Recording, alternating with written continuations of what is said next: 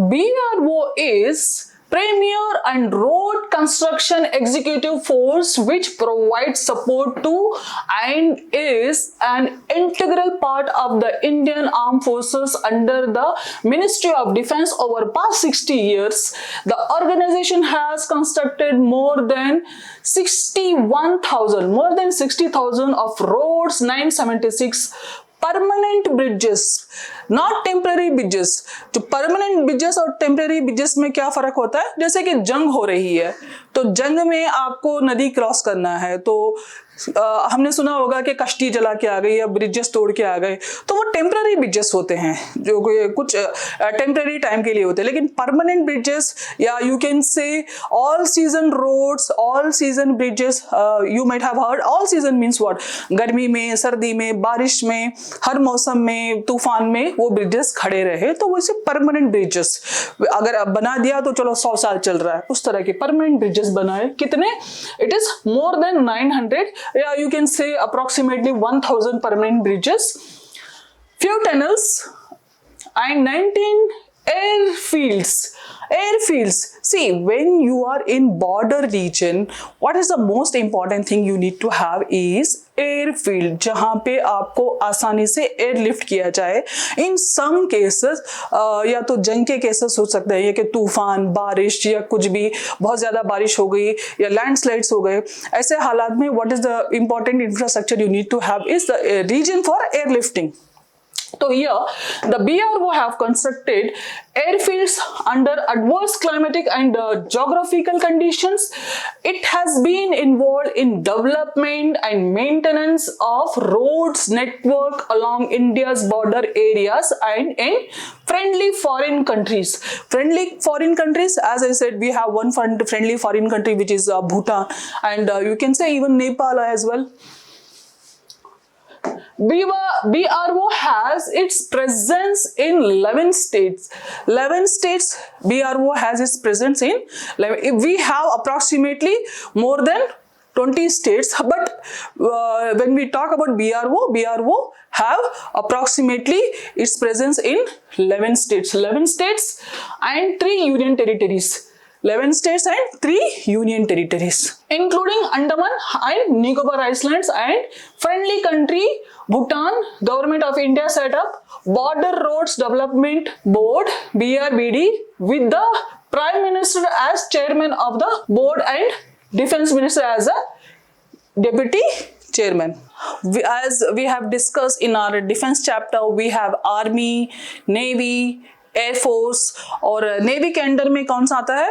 C navy comes under ministry of defence, और navy में एक और डिपार्टमेंट है which is called the coast guard, Indian coast guard. See why we need to have Indian coast guard? Coast guard की हमें जरूरत इसलिए है क्योंकि we have approximately from Gujarat to West Bengal, we have our entire region surrounded with water, which is Arabian Sea, Bay of Bengal and Indian Ocean, and multiple bays and seas and gulfs, multiple we need to have Indian Coast Guard, क्योंकि हमारे पास बहुत सारे islands भी हैं जैसे कि Lakshadweep, Andaman Nicobar.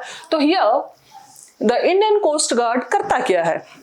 Indian coast guard basically guard करता है कि जैसे कि आपका ट्रेड हो रहा है, कहीं वहां पे पायरेसी ना हो जाए, लूट मार ना हो जाए, कहीं अटैक्स ना हो जाए। जैसे कि आपका कस्टम है which is when you have harbour, तो हार्बर पे मोस्ट ऑफ द टाइम कुछ कस्टम विल हैंडल ना हार्बर्स में, क्योंकि आपका जो ट्रेड वगैरह होता है वो कस्टम होता है वो हैंडल करता है। लेकिन जो बेसिकली जो समंदर के अंदर जो ट्रेड होते हैं, समंदर के अंदर में जो आपके रिसोर्सेस होते हैं, वो कौन गार्ड करता है? Indian coast guard. जैसे कि आपकी कोई टूरिस्ट शिप जा रही है, हु विल गार्ड इट? आपकी जो फिशरमैन होते हैं, मोस्ट ऑफ द टाइम हम सुनते हैं कि अभी रिसेंटली पाकिस्तान ने कुछ इंडियन फिशरमैन को जो गुजरात के थे, पाकिस्तान ने उनको अरेस्ट कर लिया था क्योंकि वो उनके वाटर के अंदर में चले गए थे। उनका जो मैरीटाइम जोन है ना, उसके अंडर में चले गए थे। जो हमारा इंडियन मैरीटाइम जोन है उसको क्रॉस करके उनके पाकिस्तान के मैरीटाइम जोन में चले गए थे, तो वहां पे उन्होंने उनको कैद कर लिया। तो इस तरह के बहुत सारे इंसिडेंट्स होते हैं। बेसिकली जो चेन्नई है, चेन्नई वगैरह में, तो वहाँ पे तमिलनाडु का जो रीजन है वहाँ से बहुत सारे इंसिडेंट्स रोजाना आते हैं कि बहुत सारे जो फिशरमैन होते हैं उनको श्रीलंका अरेस्ट कर लेता है या उनको कैद कर लेता है, लेके चला जाता है, पकड़ के ले जाता है। तो हम देखते हैं कि उनको कुछ 6 महीने 3 महीने उनकी सज़ा होती है, उसको पार करने के बाद वापस इंडिया आ जाते हैं। तो इंडिया भी बहुत सारे पाकिस्तानियों को लेके आता है, श्रीलंकन्स को लेके आता है, और उनकी 2 या 4 महीने उनकी जो सज़ा होती है उसको वो फुलफिल करके सजा काट के फिर उनको वापस छोड़ दिया जाता है। इस तरह के आए दिन हमारे पास इंसिडेंट्स होते हैं। ये इंसिडेंट्स को रिड्यूस करने के लिए, कम करने के लिए, what we need to have Indian Coast Guards who will take care of all these things. In the early 1970s, 3 important factors. See, Indian coast guard का जो बेसिक काम क्या है, इनको या तो ये गार्ड करते हैं हमारे बहुत सारे जो पेट्रोलियम प्रोडक्ट या मरीन लाइफ, हमारे बहुत सारे जो रिसोर्सेस हैं समंदर के अंदर में, हमारे बहुत सारे रास्ते हैं, मिनरल्स होते हैं, तो वो सारे हमारे जितने सारे हमारे बेसिकली जितने सारे रिसोर्सेस, हमारा जो ह्यूमन जो ट्रांसपोर्ट होता है, हमारा जो जितना सारा ट्रेड होता है, उन सबको सेफ गार्ड करना, उनकी सारा प्रोटेक्शन करना, which is the basic work and which is the basic function of Indian coast guard. तो here let's see how it works. Factors contributed to the rationale for the institute of a coast guard service. These were seaborne smuggling, जो जहाँ के समंदर में आपका trade हो रहा है वहां पे आपकी स्मगलिंग हो गई, या तो स्मगलिंग जैसे कि सोना आ गया, ड्रग्स आ गए, पाकिस्तान ने सोना भेज दिया, ड्रग्स भेज दिया, इस तरह की इंसिडेंट्स भी होते हैं ना, तो उन सब चीजों को सेफ गार्ड करना was rampant which threatened the nation's economy. See, definitely अगर दुबई से सोना कोई स्मगल कर रहा है या कहीं और से कुछ ड्रग्स स्मगल कर रहा है, see, स्मगलिंग किसी भी चीज की हो सकती है। स्मगलिंग कौन सी चीज को कहते हैं? वो चीज जो आपकी इकोनॉमी में अप एंड डाउन क्रिएट कर सके, या कपड़े की भी स्मगलिंग हो सकती है, या किसी अच्छी पॉश फर्नीचर की भी स्मगलिंग हो सकती है। स्मगलिंग सिर्फ सोना या ड्रग की नहीं, स्मगलिंग किसी भी चीज की हो सकती है। स्मगलिंग का बेसिक मतलब क्या है? स्मगलिंग का बेसिक मतलब it's very simple to understand, जिसका टैक्स, जिसके इंपोर्ट या इंपोर्ट एक्सपोर्ट दोनों ड्यूटी पे नहीं किया जाता, that will come under smuggling. अब सोना और ड्रग्स का इसलिए ज्यादा इंपॉर्टेंट है क्योंकि सोने का जो इंपोर्ट और एक्सपोर्ट ड्यूटी है वो कंपैरेटिवली हायर होता है, और ड्रग्स का लीगल नहीं है. ड्रग्स आई मीन टू से नॉट एलोपैथिक ड्रग्स, जो कि जैसे कि गांजा हो गया, अफीम हो गया, या इस तरह की जो चीज़ें होती हैं वो लीगल नहीं है, जो और सोसाइटी में इसको इन्फ्यूज किया जाता है आपके यूथ्स को ख़राब करने के लिए, या यूथ्स को डिमोरलाइज करने के लिए, या डिप्रेशन में लाने के लिए. You have multiple reasons for that, या you can say that might be a part of enemy attack to your society. तो in those cases it is a duty of coast guard to prevent and protect all these things. हमने recently एक वो भी देखा था कि Mumbai attack हुआ था. ऐसे अगर हमारे कोस्ट गार्ड ने ठीक से मैनेज कर लिया होता, they might have done it. तो कुछ ऐसे लूप होल्स होते हैं जो वो भी समझदार होते हैं, आ गए टेररिस्ट अटैक कर दिया मुंबई पे. तो इस तरह की बहुत सारी चीजें होती हैं where of coast guard will be most of the time they will be alert.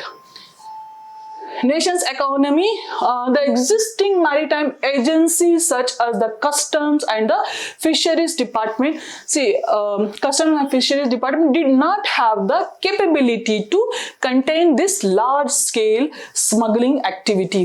See, जो custom के पास इतनी सारी capability नहीं होती. Capability का मतलब क्या है? Capacity. ताकत के, अब देखो एक बहुत बड़ा कंटेनर वाला शिप आ रहा है, कस्टम के पास उनका तो काम है ना कि इंपोर्ट ड्यूटी लिया है कि नहीं, एक्सपोर्ट ड्यूटी दिया है कि नहीं, इस तरह की चीज़ें वो देखने में एक्सपोर्ट होते हैं, क्वालिटी होती है, जो है क्वालिटी चेक होता है, ये सारी चीज़ें they will handle it. But when you talk about protecting from, जो लूट मार से बचाने की जब बात आती है, तो उनके पास इतनी आर्मी या एम्यूनिशंस हैंडल करने की कैपेसिटी, कैपेबिलिटी नहीं होती. So that this will be taken care by coast guards.